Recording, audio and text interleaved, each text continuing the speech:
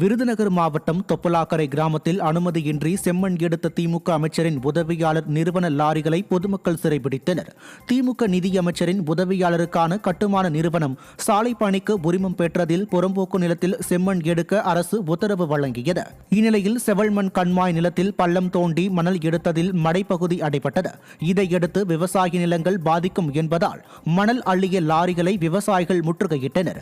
திமுக நிர்வாகிகள் மக்கள் நலனில் அக்கறையின்றி அதிகார துஷ்பிரயோகம் செய்வது அதிகரித்துள்ளதாக பலரும் குற்றம் சாட்டுகின்றனர். எங்களையும் வீடியோ எடுத்து நாங்கள் பொதுமக்கள் எங்களோட வாழ்வாதாரம் பாதிக்கிறத நாங்கள் கேட்குறப்போ எங்களை வீடியோ எடுத்து அமைச்சர் தங்கம் தென்னரசுக்கு அனுப்பிட்டு அவர் எங்ககிட்ட நான் குரூப்பில் போட்டு விட்டேன் அப்படின்னு ஒரு பொய்யை சொன்னார். அவரையும் நாங்கள் முறைப்படி கேட்டு அந்த ஃபோட்டோவை டெலீட் பண்ண சொல்லியிருக்கோம். ஆனால் இந்த அளவுக்கு இறங்கி பண்ணுறதுக்கு இந்த தொகுதியோட நிதி அமைச்சர், தமிழ்நாட்டோட நிதி அமைச்சர், இந்த தொகுதியோட தங்கம் தென்னரசு அவர்களுக்கும் இந்த பாலகுருவுக்கும் இந்த விவசாய கிராமங்களை அழிக்கிறத முதன்மையான குறிக்கோள் இருக்காங்க. அவங்களுக்கு ஒரே நோக்கம் பணம் சம்பாதிக்கிற மட்டும்தான்.